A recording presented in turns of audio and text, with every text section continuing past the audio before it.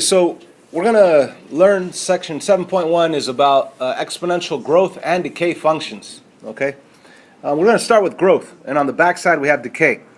So make sure you're on the right side. We're on growth functions. It says an exponential growth function has the form y equals a times b to the x. A is the same a as always, right? A tells you whether it opens up or it opens down. The only difference here is that x is an exponent. Normally we see x as a regular variable, but right here x is an exponent. Now we're also going to have an h and k shift. We'll talk about that later. Let's first understand like the parent graphs of exponential growth functions. So the simplest type of exponential growth function is y equals b to the x, where a is just 1. All right? So let's pretend that a is not there. Let's pretend that a is 1. So this is the easiest type of exponential growth function there is. And we just saw an example of us dealing with the real world, not real world, it's kind of dream, right? If somebody offered you $1 million or a penny doubling each day, that's this function right here. So let's graph this function the way we'd graph any other function with an XY table, okay? So let's jump and do an XY table on the side. Your input, your output. So if we input 0, we get out what? You know what? Let me do this. I'm going to leave some space. If I input 0, what do I get out? 2 to the 0 power. If you do that on a calculator, you get 1. Right? Anything to the 0 power is 1. 2 to the 1. 2 to the second. 2 to the third, 8. Okay? Now, do negatives exist here? Like, in other words, could I plug in -1? What do I get out? 2 to the -1 actually gives you 1/2 or 0.5. Does that make sense? If I did this right here, 2 to the -1 power. Remember, negative exponents, you grab the whole thing, you move it to the other side. So there's going to be nothing left up on top, and 2 to the 1 on the bottom, which is just 1/2. You guys remember that? Negative exponents, you move it to the other side? Okay?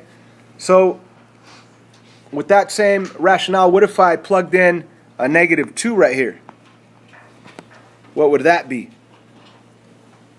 Or how about this? Let's pause and let's look at, because I have consecutive integer inputs, okay, what does that mean? Because they're in order, 0, 1, 2, 3, or going backwards, 0, -1, -2, and you can keep going -3. They're in order. You could look and analyze the pattern of the outputs. So what's happening as you go down on the outputs? It's doubling, right? 1, 2, 4, 8. The next one would be 16. So the next one would be 4, 16, 5, 32, 6, 64. Going backwards, what's happening? From the 8 to the 4. From the 4 to the 2. From the 2 to the 1. What's happening?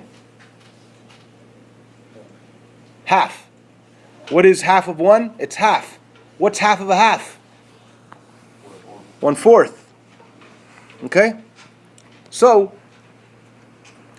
let's graph what we have so far right now. Okay, so one of the coordinates was 0, 1, which is right here. And when I plug in 1, I got out a 2. 2 to the 1 power is 2. When I plug in 2, I get out 4, right? 1, 2, 1, 2, 3, 4. When I plug in 3, I get out 8. So 3 on the x, 8 on the y. And if I plugged in 4, it would be 16, and that's already off the graph. So as you can see, on the y values, it goes from the y value of 1 to the y value of 2 to the y value of 4 to the y value of 8. The next one would be the y value of 16. As you go in the opposite direction, it's going by half, right, on the y values. This is 8. It goes to 4. It goes to 2. It goes to 1. So the next one would be negative. The -1 gives you a 1/2. So you'd have a 1/2 right there. And the next one over would be half of a half, which is 1/4, right there. And the next one would be half of the half, or half of the half of the half, which would be what? 1/8.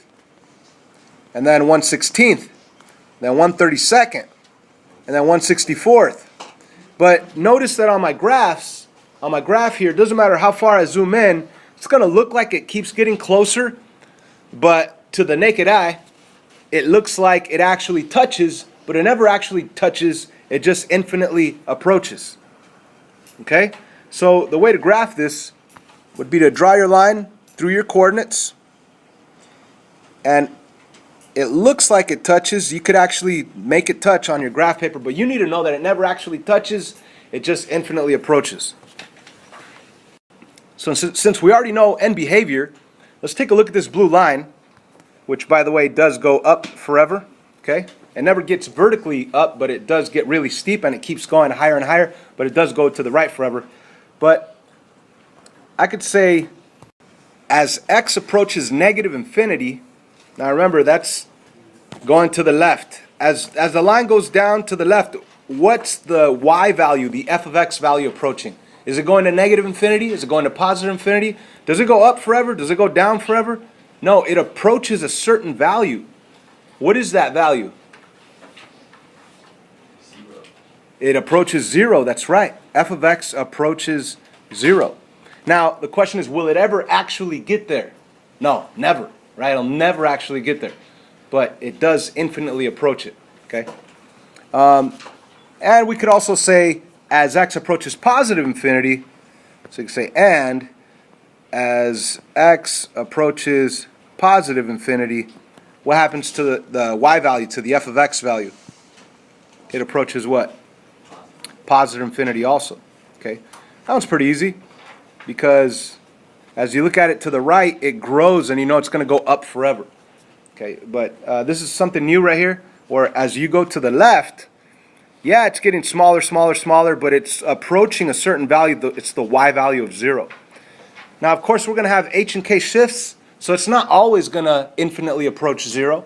It might, like if this got shifted a couple units up, it might be something like this and it approaches the y value of 2 maybe, if it were like that, if it got shifted up. Or if it got shifted down, like a k value of negative 2, then it would be infinitely approaching negative 2.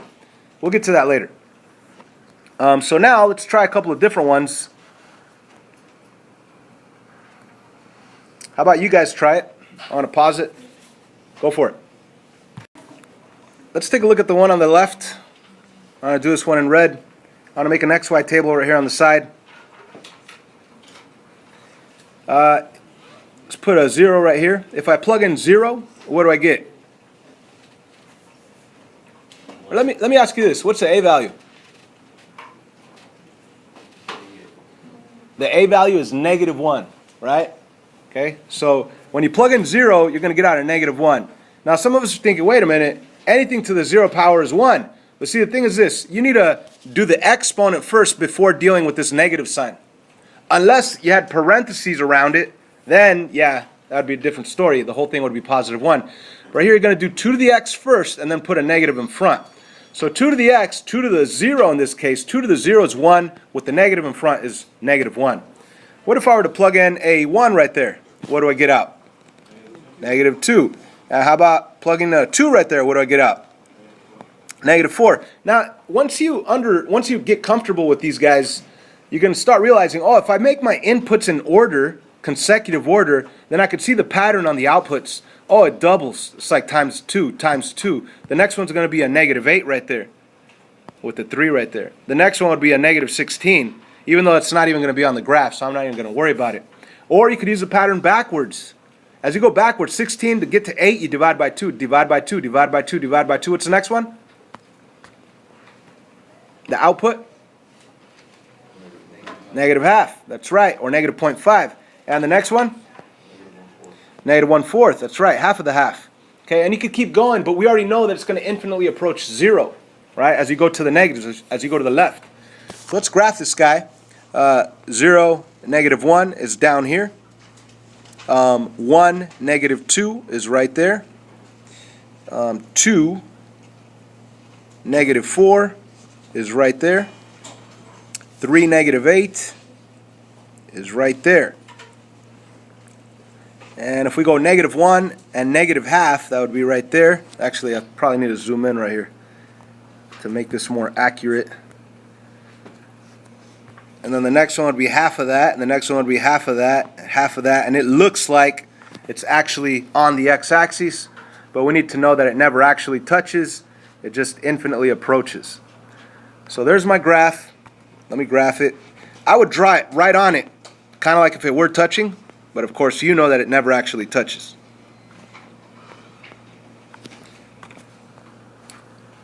So as you can see, the top original equation, what was the y value on this guy?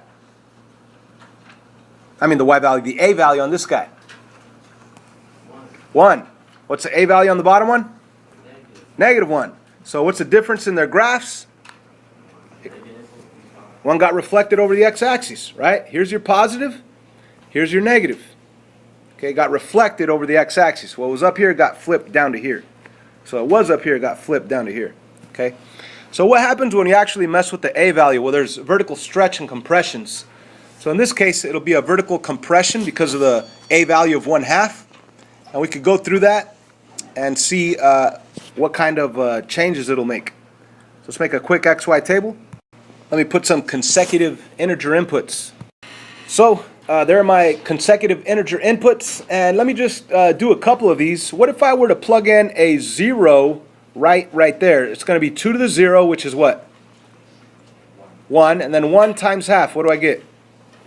1/2. So for the input 0, I get out 1/2, or you could even do decimals if you want, 0.5 or 1/2, whatever you like. Let's plug in a 1 right there. If I plug in a 1 right here, I want to get 2 to the 1, which is 2, and then 2 times half. What's 2 times half? What's 2 times half? 1. Yay? Up here, this is also 1/2. You want to think of it as 1/2. And what if I plug in a 2 right here? 2 squared is what? 4. Okay, 4. And 4 times half? 2. Thank you. All right. So what are you noticing about the outputs with these consecutive inputs? What do you think the next one's going to be? The next one's going to be 4. If you haven't recognized it, go ahead and take the 3, plug it in. 2 to the 3rd is 8. 8 times half is 4. So it's clear that the outputs are doubling, huh? As you go down. When, and this is only when the inputs are in order, consecutive order. Okay, so what's the next one going to be? 8, piece of cake. You don't even have to think about the math anymore. Going backwards, it'd be dividing by 2. 8 divided by 2 is 4. Divided by 2 is 2. Divided by 2 is 1. Divided by 2 is 1/2. 1/2 divided by 2, what's up here? 1/4. And the next one?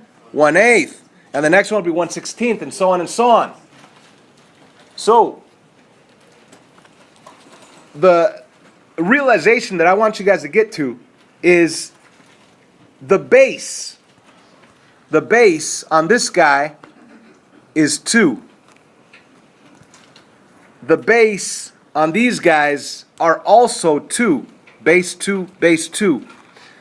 So the base actually tells you your pattern of your output when you have consecutive integer inputs. So when your inputs are in order, and that base 2 is telling me that it's going to be multiplying by 2 as I go, or backwards. It's just something that you guys are supposed to recognize and be able to use in the future. Okay? So let me tell you this. If this base would have been 3, then from this output of 1, the next output would be 3. And then the one after that would be 9 if the base were 3. Then you'd be multiplying by 3 on your outputs when you have consecutive integer inputs. Is this making sense to you guys? Yeah? We also need to touch domain and range. So let's just, I haven't even graphed the blue one and I don't have time. So let me go back to this red one right here. And what would the domain of that red one be? X equals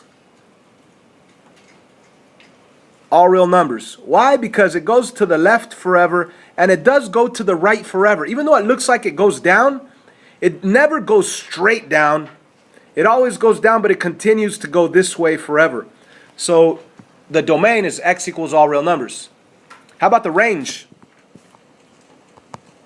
Y is what? Is it going up or going down? It's going down, so y is less than or equal to. Actually, you don't say less than or equal to, you just say y is less than. Y is less than 0. You can't say or equal to.